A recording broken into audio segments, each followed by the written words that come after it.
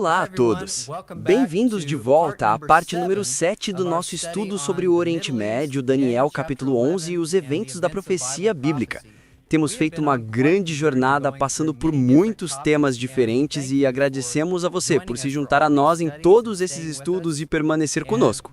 E temos abordado algumas das objeções que as pessoas apresentam em relação a esse assunto, como todas essas coisas são interligadas e como podemos conhecer a verdade sobre esse tema. Meu nome é Jacob Dessey, sou escritor e assistente de pesquisa aqui na Amazing Discoveries. Ao meu lado está Wendy Galberg, nossa presidente. Este tem sido um estudo muito bom. Tenho aproveitado bastante. E ao lado dela está Mackenzie Drabbit, nosso vice-presidente. Obrigado. Eu também realmente tenho apreciado isso. Na verdade, foi algo meio espontâneo. Todas essas coisas começaram a acontecer no Oriente Médio e nós simplesmente nos reunimos e dissemos: sabe de uma coisa? Precisamos mesmo compartilhar com as pessoas qual é a verdade do que está acontecendo lá fora. Amém. E temos também Tabeia Drabbit. Ela é nossa assistente e gerente de operações. Muito obrigado. Estou muito feliz por estar de volta. Tem sido uma bênção maravilhosa para mim também. E acho que as últimas 3 perguntas ou objeções comuns que as pessoas têm sobre esse assunto serão muito interessantes. Amém. Então, antes de entrarmos nas 3 últimas objeções, vamos abrir com uma palavra de oração. Pai Celestial, nós te agradecemos pela clareza da Tua palavra. Nós te agradecemos pela verdade. Nós te agradecemos por esta oportunidade de aceitá-la. Essas são verdades que muitas pessoas esqueceram e que têm sido revestidas com uma interpretação mística por muitos anos e apenas oramos para que despertes o teu povo. Por favor, esteja com cada pessoa que está assistindo a isto online, de onde quer que estejam assistindo. Nós simplesmente oramos pelo derramamento da chuva seródia. Senhor, oramos para que abras os nossos olhos, para que possamos compreender toda a tua verdade e para que possas nos levar para casa. Nós te amamos e te agradecemos e oramos por estas coisas em nome de Jesus. Amém. Então, objeção número 10. Esta objeção diz: concordo que Ellen White endossou o livro de Urias Smith, Considerações sobre Daniel e Apocalipse. No entanto, esse endosso não é sem limites. Certos elementos, como identificar a Turquia como o Rei do Norte, requerem estudo adicional. Hoje, temos maior luz sobre esses temas do que nossos pioneiros tinham em seu tempo. Isso é algo que ouvimos o tempo todo. Definitivamente, isso é muito comum. Sim. E sabe, todos que apoiam a visão espiritual gostam de provar que Uriah Smith estava errado em suas interpretações. E mesmo que tenham sido fortemente endossadas por Ellen White, nós vimos essas citações no último episódio. Há outro pioneiro muito proeminente, o ancião Haskell, que também escreveu comentários sobre Daniel e Apocalipse, e sua interpretação concorda e complementa a de Uriah Smith. Assim também fez A.T. Jones. E ambos foram endossados por Ellen White porque ela disse que os comentários de Haskell sobre Daniel e Apocalipse eram extremamente necessários. E ele os escreveu porque ela disse que eram necessários. E ainda assim, hoje ninguém parece realmente atacar Haskell. Atacam apenas Uriah Smith por alguma razão. E este tema, quando falamos sobre considerações sobre Daniel e Apocalipse, não eram apenas os pensamentos de Uriah Smith. Mencionamos isso no último estudo. James White disse que os pensamentos desse livro não são fruto da mente de um só homem.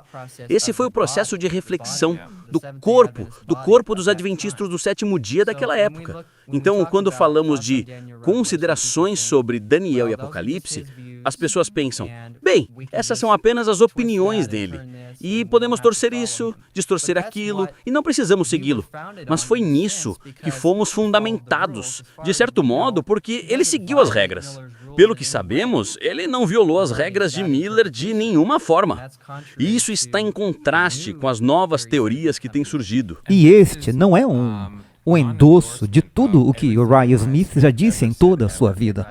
Ellen White estava sendo muito específica em um determinado livro, certo? Não é a mesma coisa que uma afirmação ampla sobre tudo o que Uriah Smith já escreveu. Isso faz uma grande diferença. Outro ponto é que Daniel 11, 40 a 45 e a questão oriental podem ser provados 100% sem Uriah Smith. esta não é uma visão baseada em Uriah Smith. É uma visão baseada na Bíblia e em Ellen White. Quer dizer, nos primeiros estudos, nós mostramos isso puramente a partir da Bíblia. Nós não citamos nada do livro Daniel e Apocalipse. Apenas lemos o prefácio dele, que falava sobre as regras de Miller. Mas para realmente estudar Daniel 11, usamos somente a Bíblia. Então eu só queria deixar claro esse ponto.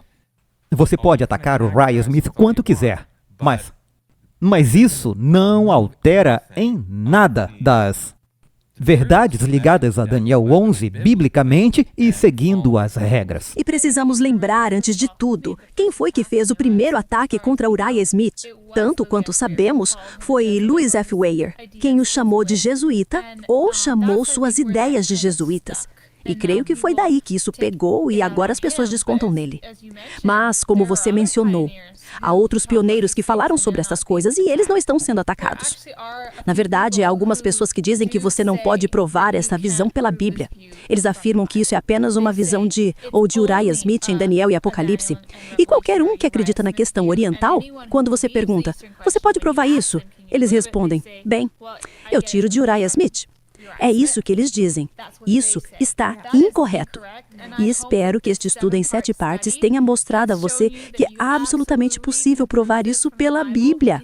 Poderíamos até entrar num estudo mais profundo se tivéssemos mais tempo para investir. Mas a realidade é que já é suficiente para ver que isso vem da Bíblia.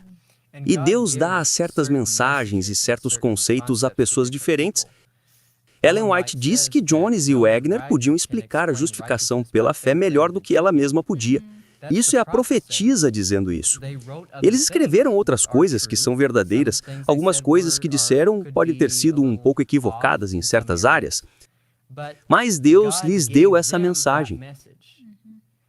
Deus deu a Uriah Smith a capacidade de escrever considerações sobre Daniel e Apocalipse e compilar essas coisas. Então Deus dá certos dons e certas ideias a pessoas diferentes.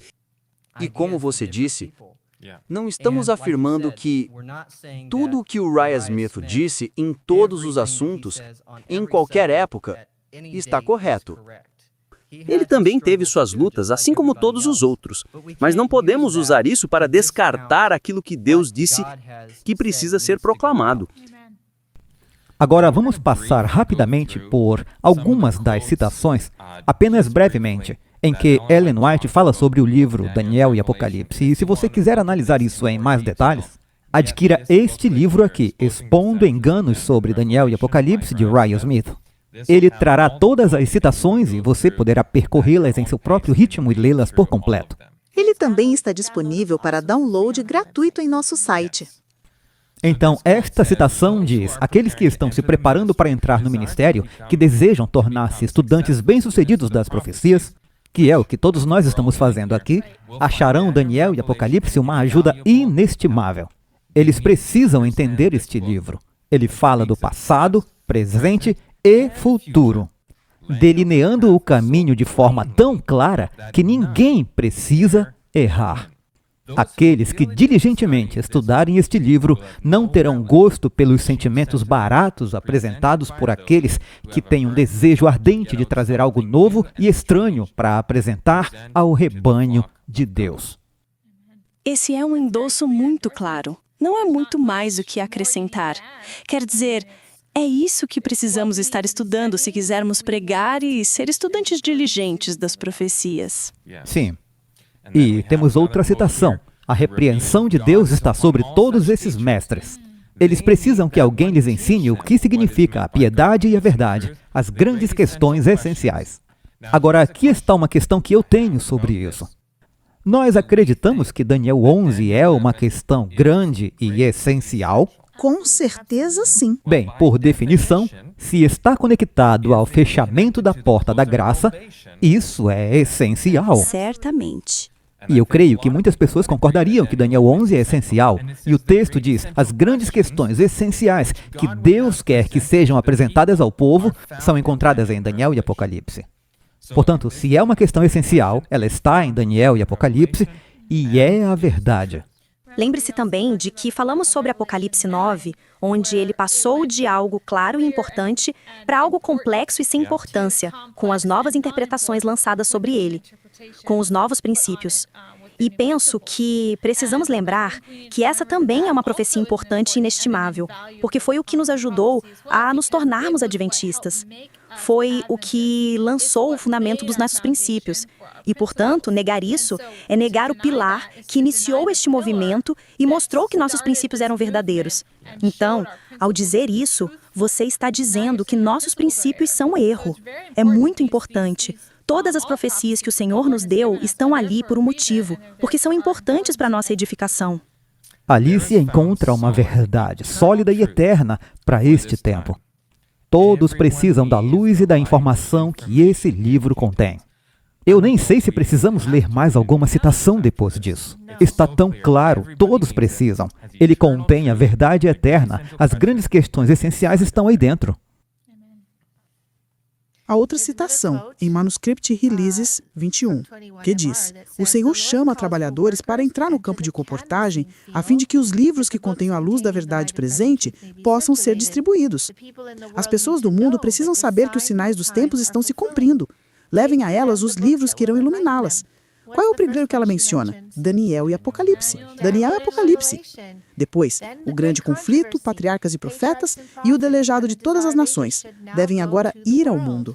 Quando vi essas citações pela primeira vez, não conhecia esse livro e pensei que ela estivesse se referindo a retirar Daniel e Apocalipse da Bíblia. E fiquei sem entender, não fazia sentido. Mas, quando você olha para todas as citações, percebe que ela está falando de Daniel e Apocalipse de Uriah Smith. A grandiosa instrução contida em Daniel e Apocalipse tem sido avidamente lida por muitos na Austrália.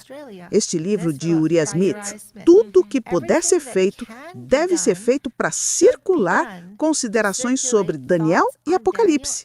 Ela nem mesmo disse isso sobre o grande conflito. Ou o desejado, ou o patriarcas. Ela enfatizou justamente aquele que ninguém gosta. Não conheço nenhum outro livro que possa tomar o lugar deste. É a mão ajudadora de Deus. E, entanto, nós afastamos essa mão. Sim.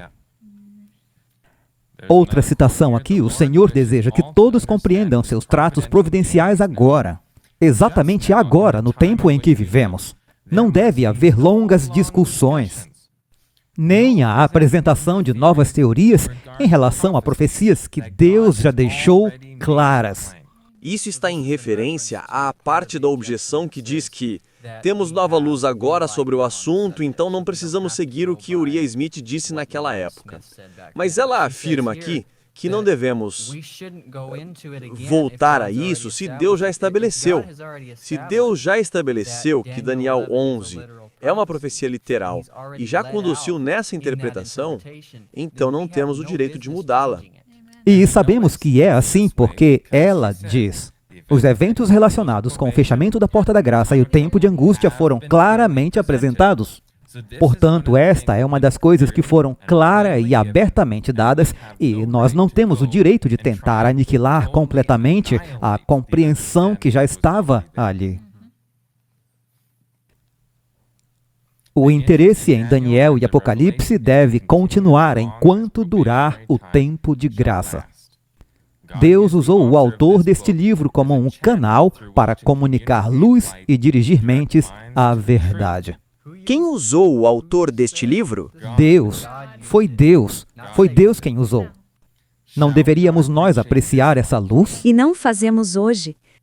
É essa luz que nos aponta para a vinda de nosso Senhor Jesus Cristo, o nosso Rei. Nós temos muito do que nos arrepender. Honestamente, as verdades, os recursos que o Senhor nos deu, nós lutamos contra eles, simplesmente os desprezamos. E depois nos perguntamos por que o Senhor não abençoa, nos perguntamos por que há tanta confusão nas igrejas, nos perguntamos quando haverá unidade, e levantamos todas essas perguntas tolas.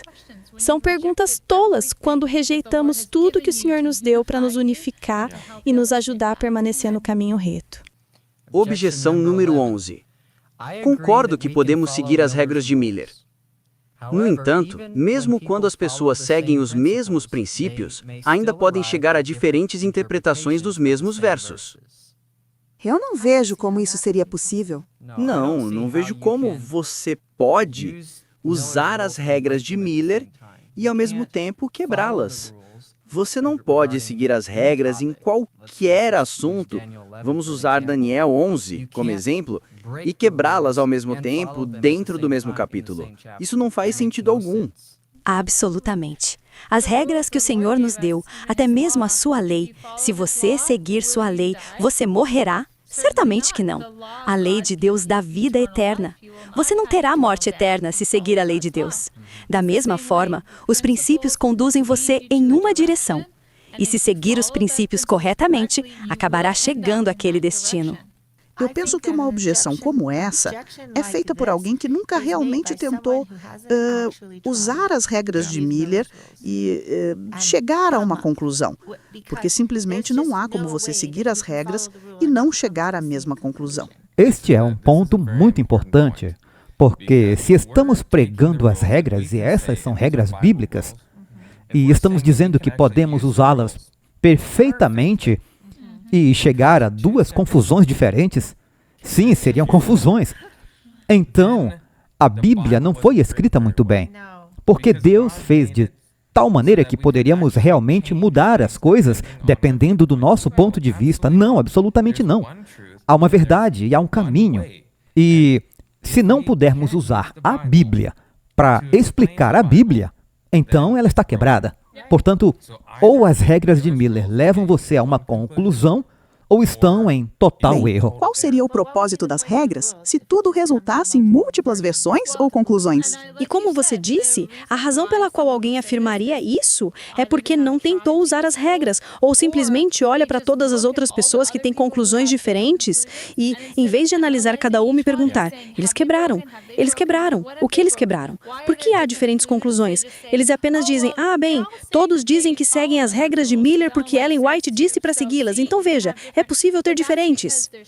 Mas isso acontece porque há espiritismo misturado.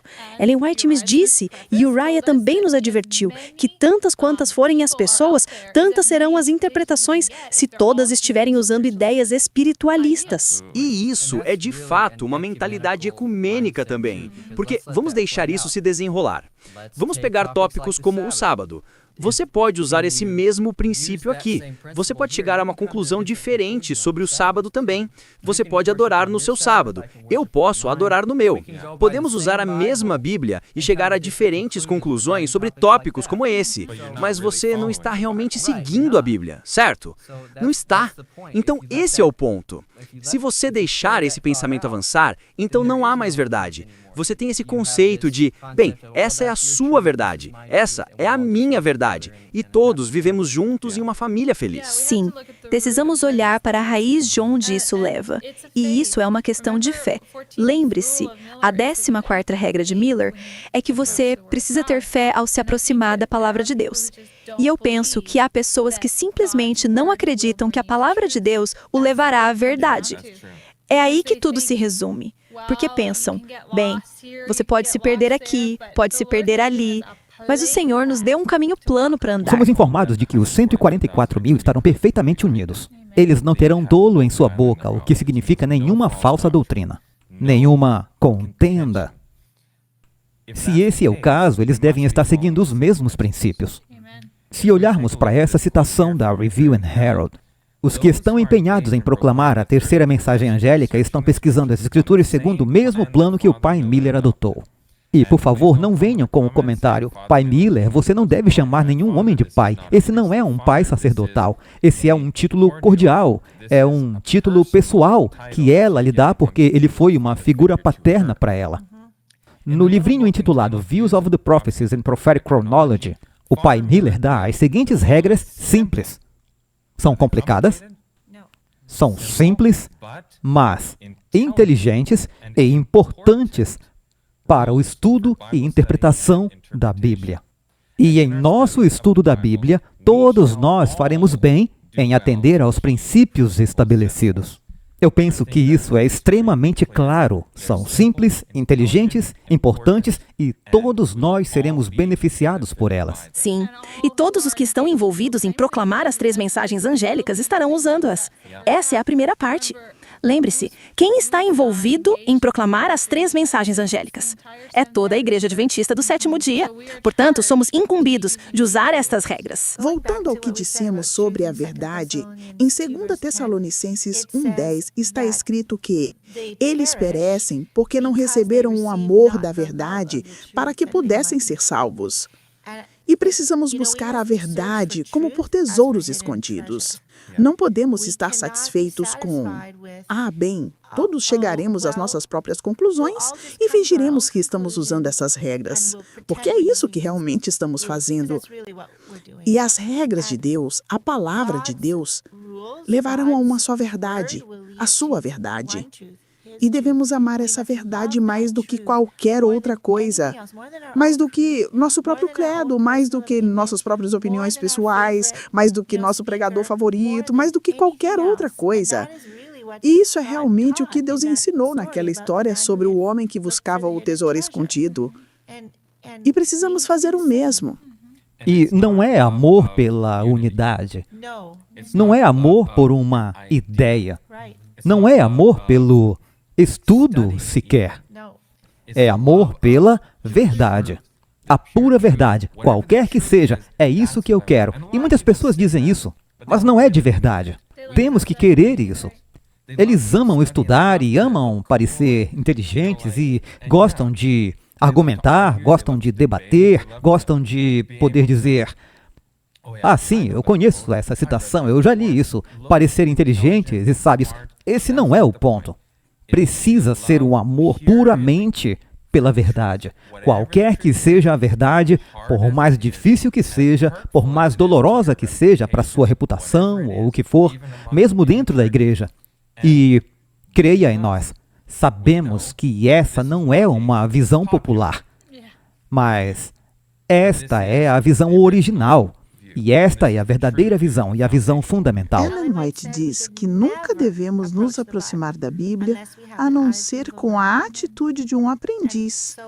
Então, vamos tentar deixar de lado aquelas ideias preconcebidas, nossas versões favoritas, e simplesmente ver o que a Bíblia realmente diz e seguir isso. Agora, algumas pessoas ficam frustradas porque é tanto esforço encontrar a verdade.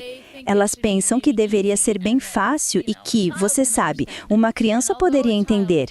E embora uma criança possa entender e seja simples, as verdades são simples. Ainda assim, precisamos buscá-las como por um tesouro escondido. E eu não sei se algum de vocês já procurou tesouro ou ouro, mas eu lhes digo que é realmente uma tarefa entrar no rio e procurar por ouro. Há muito ouro no fundo, e até algum ouro que não é verdadeiro, ouro de tolo. Então você fica frustrado porque pensa: bem, talvez seja isso, mas não é. E você precisa continuar procurando. E se você sabe que é um tesouro realmente grande e valioso naquele rio, você continuará até encontrá-lo. É esse entusiasmo, esse impulso que Deus quer que tenhamos por sua verdade, encontrá-la, porque é valiosa. E outra coisa que a Bíblia nos diz é que estreito é o caminho, apertada é a porta, e poucos são os que a encontram. E a razão pela qual poucos a encontram é porque poucos realmente a buscam. Por mais difícil que seja, não é fácil encontrar. Não está iluminada como Las Vegas. Aqui está, eis todas as placas e luzes. Está escondida, atrás de muito entolho que o diabo colocou acima do caminho. Mas o Senhor prometeu que, se buscarmos e se o procurarmos de todo o coração, o encontraremos. Isso me lembra de uma citação que recentemente alguém compartilhou conosco. E ela diz: dormiremos nós à beira do mundo eterno? Seremos nós apáticos, frios e mortos? Que possamos ter em nossas igrejas o Espírito e o sopro de Deus insuflados em seu povo, para que possam se levantar sobre os seus pés e viver. Assim como Ezequiel 37, que falamos sobre os ossos secos, precisamos que esse sopro volte. Precisamos ver que o caminho é estreito e a porta apertada. Mas ao passarmos pelo portão estreito, a sua amplidão é sem limites. Então, uma vez que retornarmos às veredas antigas, o que diz Jeremias 6,16? Achareis descanso para as vossas almas. E não é isso que precisamos. As pessoas estão em caos. Elas têm caos. Elas não sabem para onde olhar. Há confusão. E se apenas voltarmos aos caminhos que Deus estabeleceu, suas leis e seus princípios, encontraremos descanso para nossas almas. E precisamos buscar por esse portão mais do que qualquer outra coisa neste mundo. É mais importante do que qualquer carreira, mais importante do que qualquer parceiro em potencial ou parceiro real. Mais importante do que qualquer coisa é essa verdade, essa vida eterna que você pode encontrar nesse portão. Então, objeção número 12. Nosso foco deve ser proclamar a vinda da lei dominical, pois isso constitui o núcleo da mensagem que será dada durante o alto clamor. Discussões centradas no Rei do Norte, guerras e os ventos de contenda servem como distrações dos temas importantes. O tempo está se esgotando. Devemos nos concentrar nos temas centrais de nossa mensagem. As pessoas têm essa ideia de que só deveríamos falar sobre a lei dominical. E há muita conversa sobre isso na internet. Pessoas pregando sermões repetidas vezes, dizendo que não precisamos de mais nada. E se olharmos para o espírito de profecia, temos uma visão do que estaremos ensinando no alto clamor. E se essa fosse a única mensagem, ela diz em Cartas e Manuscritos, volume 22. Daniel está hoje em seu devido lugar, e devemos dar-lhe lugar para falar ao povo. Nossa mensagem deve avançar como uma lâmpada que arde, e naquele tempo se levantará Miguel, o grande príncipe que se levanta pelos filhos do teu povo, e haverá um tempo de angústia qual nunca houve, desde que houve nação até aquele tempo. Mas naquele tempo livrar-se-á o teu povo, todo aquele que for achado escrito no livro. Agora, note o que ela diz. Estas palavras, Daniel 2:1, apresentam a obra que devemos realizar nestes últimos dias. Amém, isso mesmo. Portanto, a lei dominical não é a única mensagem que o povo de Deus dará no alto clamor. E isso contradiz a crença de muitos pregadores conservadores da verdade presente que só falam sobre a lei dominical. São também eventos conectados ao levantar-se de Miguel. Isso é o fechamento da porta da graça. É o fim da possibilidade de salvação para cada pessoa na Terra. E isso é tão importante que nós precisaremos pregar isso. Sim, e também já falamos um pouco no passado, em estudos anteriores, sobre as teorias de vigilância do papado que estão acontecendo, ou as ações em andamento, e aprendemos com Ellen White que o papado já teve seu tempo, e agora é a vez das filhas. Então, há aqui uma questão de foco. E mesmo que você esteja se concentrando apenas nas filhas e não no papado, isso não é toda a mensagem. Isso é parte da mensagem. De forma alguma se poderia negar isso, mas não é a mensagem completa. E Ellen White nos diz que, se você vai pregar apenas parte das 3 mensagens angélicas, é melhor não pregar nada. Bem, as 10 virgens estão dormindo, e então despertam. E qual é o clamor? Aí vem o esposo! E ele está vindo. Ele está saindo do lugar santíssimo. Se ele sai, a porta da graça se fecha. E ela continua nesta citação. Não estamos nem pela metade despertos. Não temos o poder que é essencial para a realização da obra que deve ser feita. Precisamos entrar na vida, entrar em união. Agora, justamente agora, devemos estar naquela posição em que arrependimento e perdão sejam as características marcantes de nossa obra. Não deve haver contendas. É tarde demais para se engajar com Satanás em sua obra de cegar os olhos. É tarde demais para dar ouvidos a espíritos enganadores e a doutrinas de demônios. Esta citação é muito poderosa. É mesmo. Precisamos realmente compreender essas mensagens. E assim como a questão oriental deu impulso à obra realizada nos primeiros anos do Adventismo, quando as 3 primeiras mensagens angélicas foram proclamadas pela primeira vez, agora, quando precisamos profetizar novamente, eu realmente acredito que a questão oriental dará novamente impulso à obra. Porque se sabemos e vemos que esses eventos estão se alinhando para marcar o fechamento da porta da graça, e a lei dominical está se estabelecendo no cenário, e estamos vendo que é necessário fazer uma escolha entre o sábado de Deus e o falso sábado, e se dissermos às pessoas, olhe, é um ponto sério, veja, a porta da graça está se fechando. Então, isso acrescenta impulso. E a outra citação que eu quero ler aqui, e isso meio que junta tudo. Haverá na igreja uma maravilhosa manifestação do poder de Deus.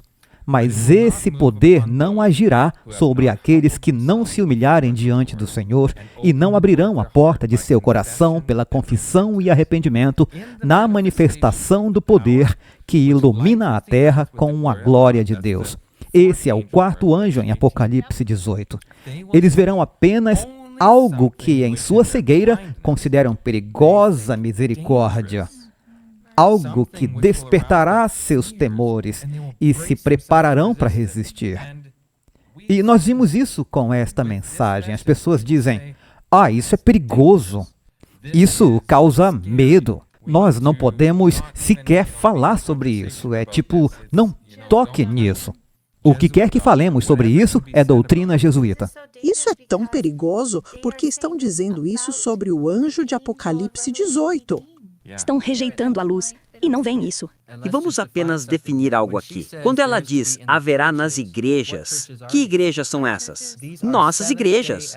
São as igrejas adventistas do 7º dia que estão rejeitando a mensagem do 4º anjo. Absolutamente. Porque o Senhor não trabalha de acordo com suas ideias e expectativas, eles se oporão à obra. Por que, dizem, não deveríamos nós conhecer o Espírito de Deus quando estamos na obra há tantos anos? Sabe, isso é tão comum. Eu já ouvi. E, sabe, as pessoas podem até dizer que talvez nem fossem obreiros na obra. Talvez fossem apenas pessoas na igreja, mas dizem, eu nunca ouvi isso antes. Fui adventista a minha vida inteira, nunca ouvi isso antes. Então não é verdade. Então não importa. Mas, mesmo que você nunca tenha ouvido isso antes, isso não significa que não seja a mensagem original adventista que estávamos dando. E talvez isso seja um testemunho, uma prova de que nossa denominação mudou, que nossa mensagem mudou e que erros se infiltraram. O fato de as pessoas nunca terem ouvido isso antes significa que estamos em uma situação muito crítica. Estamos naquela apostasia ômega. A realidade é, e aqui está algo extremamente humilhante, que a profecia prosseguirá, quer saibamos ou não. Isso é verdade. E isso é tremendamente humilhante. E eu acho que isso é algo em que os adventistas do 7º dia se orgulham de que isso não acontecerá. Deus é bom demais para permitir que algo aconteça. Eu saberia, ele me diria. Mas para quem ele veio da primeira vez que ele veio a essa terra? Ele veio aos pastores no campo. Mas o que eles estavam fazendo? Eles estavam estudando. Eles estavam estudando e isso foi o que os tornou receptivos. Aos anjos que vieram e disseram, Ei, Jesus está aqui. Deixe-me levá-los até ele. Mesmo os magos estavam estudando. Por isso estavam seguindo uma estrela. E até mesmo quando, em toda situação, na verdade, quando realmente olhamos para a Bíblia, na maioria das situações, quando Deus veio a alguém, foi porque essa pessoa estava estudando. Ele os abençoou com grande luz porque estavam pedindo luz. Estavam se colocando em uma posição onde podiam recebê-la. E sim, absolutamente, o Senhor dirá àqueles que estão buscando sinceramente e sinceramente desejando a verdade, Ele não os ultrapassará. Ele não os deixará para trás quando algo monumental estiver prestes a acontecer. Mas não nos enganemos. Se não estamos estudando, não estamos realmente buscando sinceramente. Sejamos honestos. Se não estamos colocando em prática os passos para nos tornarmos servos dispostos e obedientes, maleáveis, esperando e prontos para receber informação do Senhor através de Sua palavra, o que requer que estudemos, então seremos deixados para trás, amigos. Isso é tão assustador quando pensamos em todos esses eventos monumentais acontecendo e que nem sequer sabemos. Talvez o espectador esteja ouvindo pela primeira vez que os povos do Oriente estão realmente na Bíblia. E isso o assusta. Se isso te assusta, deveria, porque isso significa que você não sabia e teria sido deixado para trás. E o Senhor é tão bondoso que não permitirá que sejamos. Mas precisamos estar buscando, precisamos estar procurando e estudando. E agora que você ouviu isso, se é novo, vai e estude mais a fundo. Vai olhar mais profundamente. Não passe por cima. Não resista como se fosse algo assustador. Porque lembre-se daquele versículo antes, daquela citação anterior, que diz que o que está em nossas lâmpadas é Daniel 12:1. Isso significa que as virgens prudentes, que têm azeite em suas lâmpadas, têm Daniel 12:1 em suas lâmpadas. Isso é o que elas estudaram. Elas sabem que o nosso Senhor, nosso Redentor, está deixando o santuário. Daniel 12:1. Isso é grande. E outra coisa interessante, porque você está se referindo aos pastores e aos magos e a essas pessoas em Mateus capítulo 1. E, na verdade, capítulo 2. Mateus capítulo 2 diz no verso 2, dizendo: onde está aquele que é nascido rei dos judeus? Porque vimos a sua estrela no Oriente. Então, o interessante é, o que é essa estrela no Oriente? E essa mensagem do Oriente, e o vento oriental, e os gafanhotos do Oriente são um sinal de onde Jesus está.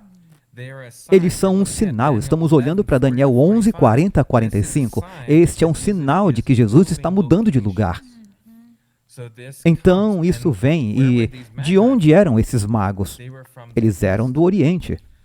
Então, este foi o povo do Oriente conectado à primeira vinda de Jesus. A estrela estava no Oriente e agora temos uma mensagem vinda do Oriente.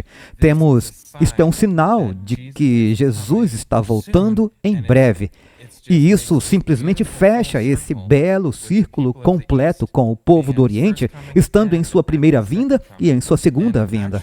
E, na verdade, em Isaías 60, não vamos abrir lá porque tomaria muito tempo, mas fala sobre o povo do Oriente, os camelos, os dromedários, todos esses povos virão à tua luz. Então, quando estivermos dando alto clamor e lhes dissermos que esses são sinais da breve vinda de Jesus e que o fechamento da porta da graça está próximo, os povos do Oriente, as nações muçulmanas, aceitarão em grande número esta mensagem. E isso é uma mensagem em Isaías 60. E eu só quero continuar com o que ela diz aqui nesta citação. Porque o Senhor não trabalha de acordo com suas ideias e expectativas, eles se oporão à obra. Porque, dizem, não deveríamos nós conhecer o Espírito de Deus quando temos estado na obra por tantos anos? Porque não responderam aos avisos, às súplicas da mensagem de Deus, mas persistentemente disseram: estou rico e aumentado de bens, e de nada tenho falta. E isso é exatamente o que vemos hoje com os adventistas. Eu não sou como os outros da igreja, eu não sou dos liberais, que estão abertamente negando o juízo investigativo, e dizendo que não há lei dominical, e que não cremos mais em Ellen White. Eu sou conservador, e o novo termo é, eu sou verdade presente. Eu apresento eventos atuais, eu faço todas essas coisas. Esse não é um critério. Não importa quantos eventos atuais você apresente, quantas coisas você diga no sábado, se isso leva a uma negação das mensagens que foram dadas no passado, então sua mensagem não é verdade presente, é uma mentira presente. Absolutamente. Isso é muito importante. Muito Frequentemente, nós tiramos a ênfase desses temas importantes, dizendo, bem, isso é o que é a verdade presente. Mas Ellen White tem uma citação que diz que as pessoas não sabem o que é verdade presente, nem quais são os marcos. E esse é um dos maiores problemas. Nós não conhecemos a história, não entendemos esses eventos claramente apresentados, que levam até quando Miguel se levanta, levam até o fechamento da porta da graça. E ela diz, as pessoas estão despreparadas para o tempo de angústia, não porque não pudessem se preparar, mas porque foram demasiado indolentes para se preparar. Foram demasiadas preguiçosas para estudar e para agir de acordo com o que estudaram. E essa resposta aqui, na verdade, é orgulho, porque ver a verdade e então se armar contra ela porque isso lhe causa algum medo e dizer, bem, eu saberia, estou há muito tempo na verdade, o Senhor não me deixaria para trás. Isso é, na verdade, orgulho. Mas se você vê algo e pensa, eu não sabia disso e poderia ter sido deixado para trás. Obrigado, Senhor, porque o Senhor me mostrou. Vou me ajoelhar, vou te louvar e vou começar a estudar, porque isso foi um chamado de despertamento. E isso é humildade. Então, precisamos realmente questionar nós mesmos o que está surgindo no nosso coração. Porque se o orgulho está surgindo no nosso coração e uma rejeição da verdade está surgindo no nosso coração, nós precisamos resolver isso agora. Agora vamos mostrar que essa questão oriental não está morta, que inclusive está sendo noticiada. Se olharmos aqui na BBC, diz, Turquia, a questão oriental está de volta. E esta não é uma fonte adventista, isso é notícia da BBC. Sim, eles conhecem esse termo. Porque era um termo que a imprensa usava naquela época também. Então não é apenas uma invenção adventista, certo? Portanto, agora vamos mostrar alguns clipes para enfatizar o que temos falado.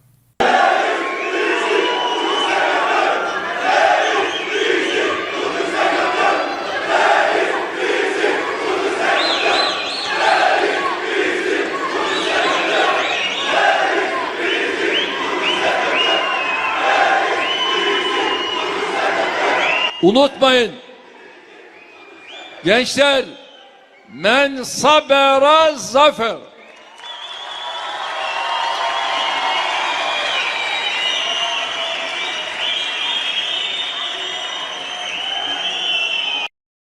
Suriye başta olmak üzere son dönemde bölgemizde yaşanan her hadise bizlere hatırlatmaktadır. Türkiye, Türkiye'den daha büyüktür.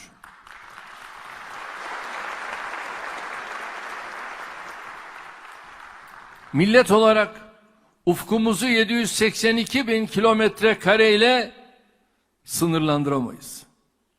İnsan nasıl kaderinden kaçarak kurtulamazsa, Türkiye ve Türk milleti de mukadderatından kaçamaz, saklanamaz.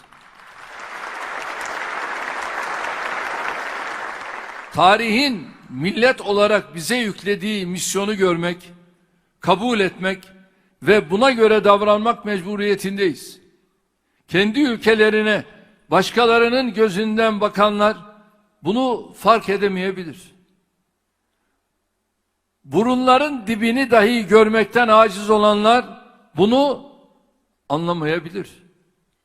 Türkiye'nin Libya'da, Suriye'de, Somali'de ne işi var diye soranlar bu vizyonu ve misyonu idrak edemeyebilir.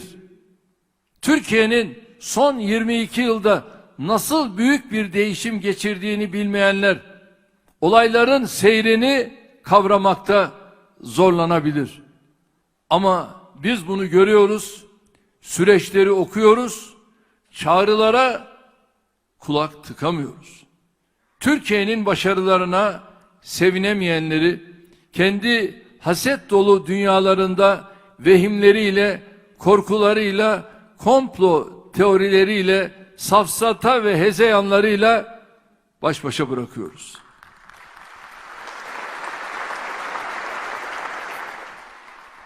Milletiyle duygudaşlığını kaybetmiş olanlara ne söylesek boş, ne anlatsak faydasız. Estes são alguns clipes realmente incríveis aqui. Levem-nos a Jerusalém. É isso que os jovens estão gritando. E ele diz: aqueles que são pacientes alcançarão a E vitória. a outra coisa que ele mencionou também, ele disse, não podemos escapar do nosso destino. Qual é o destino de que ele está falando? Bem, ele é maior que a Turquia. Ele acredita que tem de expandir. Certo, mas o destino, isso é algo que considero realmente importante, porque, amigos, é o destino que a Bíblia já escreveu. E eles nem sabem plenamente disso. Mas sabem até certo ponto, porque os próprios escritos deles dizem que irão a Jerusalém e ali terão seu fim. E o Messias virá, e esse, em sua maioria, será o falso Messias. Então precisamos realmente entender essas coisas. Caso contrário, seremos enganados. E que coisa maravilhosa que Deus nos dá um vislumbre desse futuro, especialmente quando estamos entrando em um tempo de grande turbulência, confusão, ilusão e engano.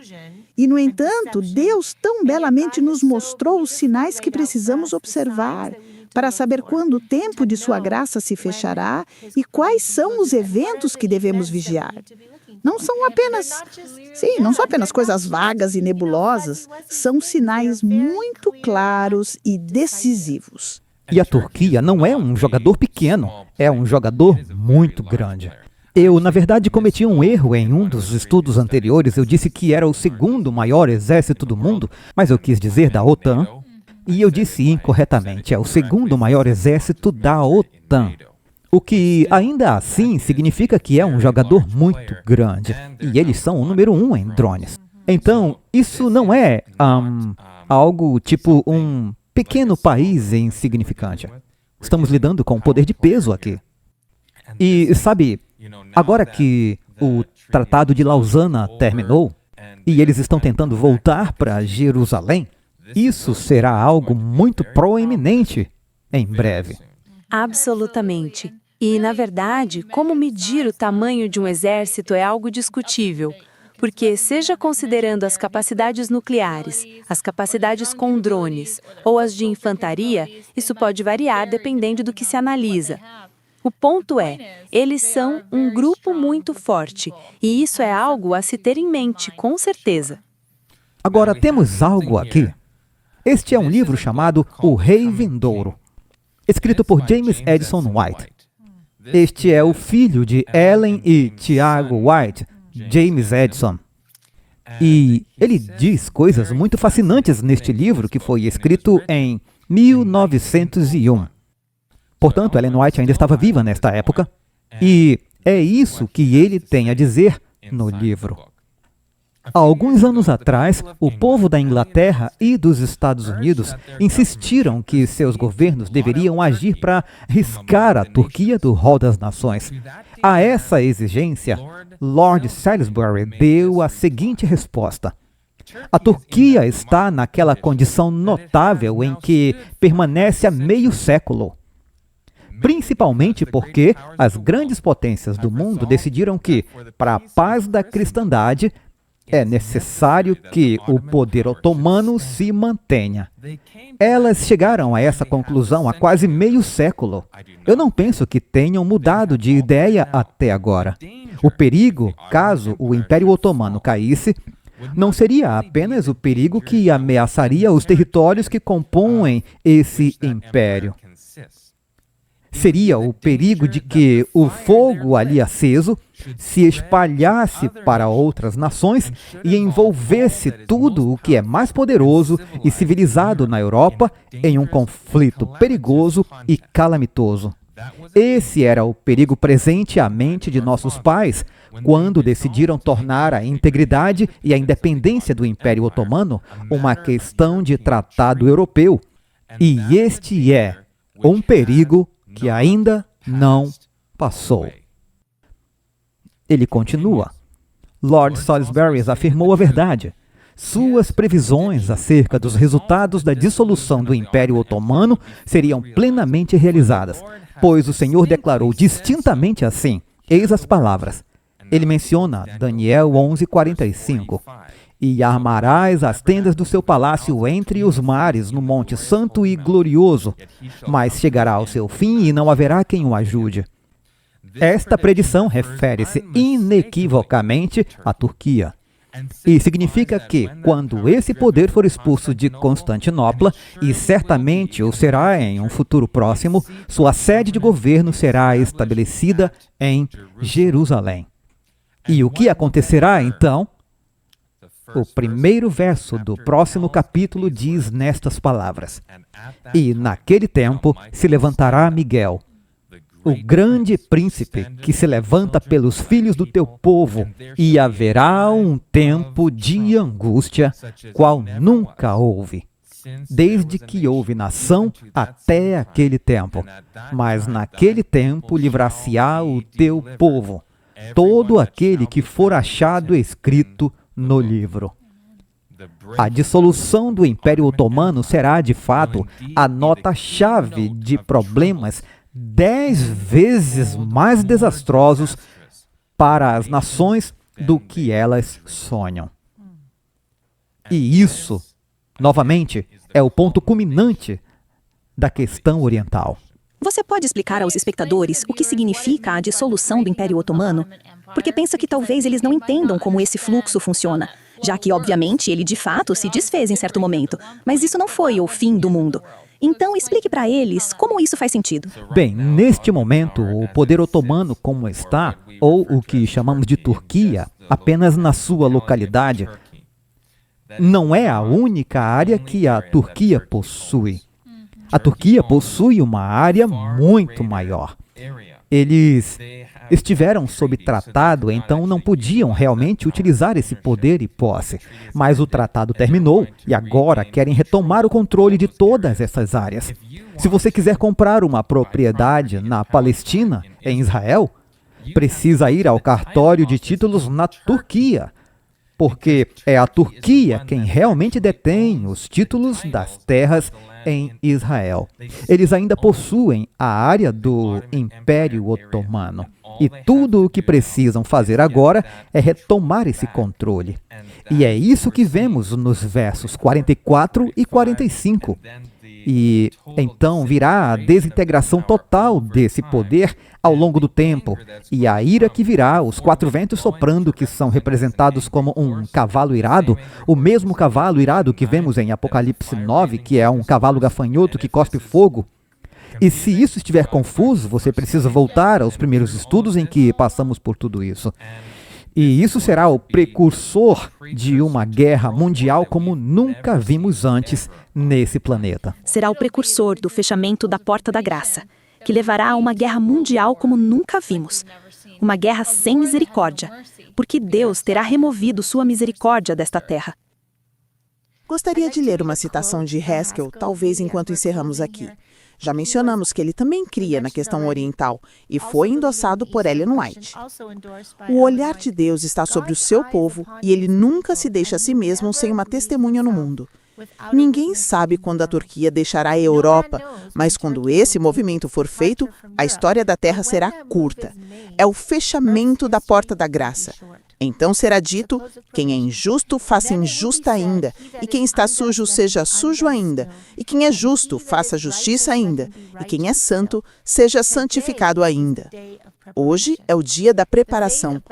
O destino de Babilônia, Medo-Pérsia, Grécia, Roma está registrado para a edificação das nações de hoje, e todas as lições ensinadas convergem para os eventos que estão diante de nós. Enquanto o mundo observa a Turquia, que o servo de Deus observe os movimentos de seu grande sumo sacerdote, cujo ministério pelo pecado está quase terminado. Incrível. Muito bom. Essa é uma citação muito solene, e uma que todos nós precisamos levar em conta quando tratamos desse assunto. Não se trata apenas dessa profecia. Trata-se de que estamos apenas marcando os eventos que antecedem o fechamento da Porta da Graça. E isso significa que todos nós precisamos nos preparar. Todos temos caracteres que precisam ser aperfeiçoados para Cristo. Precisamos refletir a amável imagem de Jesus como deveríamos, como Ellen White diz. E é isso que estamos tentando transmitir aqui. Esses eventos estão acontecendo agora. E isso nos mostra que a Porta da Graça está prestes a se fechar. A intercessão pelo pecado está quase terminada. E também quero que todos saibam que temos PDFs desses estudos e vocês precisam se inscrever em nosso boletim para recebê-los. Assim poderão acompanhar, ver todos os versos que estamos mostrando aqui. Versos bíblicos, citações do Espírito de profecia e poderão seguir junto. Compartilhem com seus amigos, porque penso que falo por todos aqui quando digo: não deixem que essa informação termine aqui. Não deixem que isso acabe. Não digo apenas, esse foi um bom vídeo, e depois voltem à vida cotidiana. Compartilhem isso com as pessoas. Estudem com as pessoas. Mostrem a seus amigos. Mostrem à sua família. Mostrem aos pastores. Talvez você tenha um pastor que acredite na interpretação espiritual ou em outra versão. Compartilhe com ele. Todos precisam dessa mensagem. O tempo está se esgotando e o povo de Deus precisa compreender essa mensagem e todas as outras que devemos dar, para que possamos proclamá-la no alto clamor.